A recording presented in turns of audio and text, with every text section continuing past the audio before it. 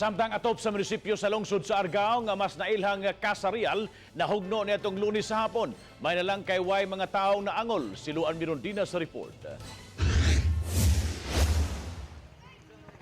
Pasado alas 2 niadtong Lunes sa hapon, samtang napuliki sa trabaho ang mga kawani sa Argao Municipal Hall, kalit lang nadungog ang kusog nga lagubo. Dihang ilang gisusi, nasuta nga nahugno ang atop sa karaang session hall sa munisipyo.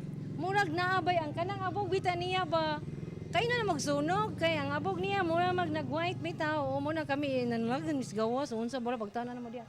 Sige man sa ginana. Hinuon wa mahingpit ang pagkahugno sa tibok atop sa session hall. Pabilin pang intact ang undersheet o kisame niini.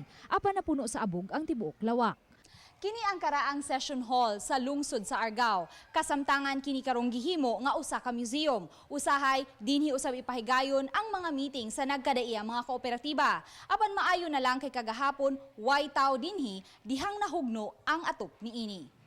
Gahapon, gipamutangan na og tukod o reinforcement ang kisame aron dili kini matiwas pagkahugno. Tuig 1608 napabarog ang kasarial o balay lungsod sa Argao. Apan dihang miigo ang kusog nga linog sa Bohol niadtong tuig 2013, may mga nangliki na nga bahin niini. Ang budget officer sa lungsod sa Argao nga si Lea Relampago mitugan nga may gahina niini gikan sa National Historical Commission. Apan wa pa masugdi ang pag-ayom-ayom niini tungod kay buot sa National Historical Commission nga mapreserbar ang mga orihinal nga materyales nga gigamit sa pagpabarog niini. Kay kon man siya murag biya bitaw Bohol earthquake assistance.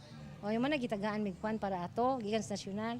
Unya kay pag sige na magkuan season ni nag-hire gani mig mga consultant nga magkuan jud siya ba nga i-restore jud iyang kuan kanang heritage di man sila mosubot.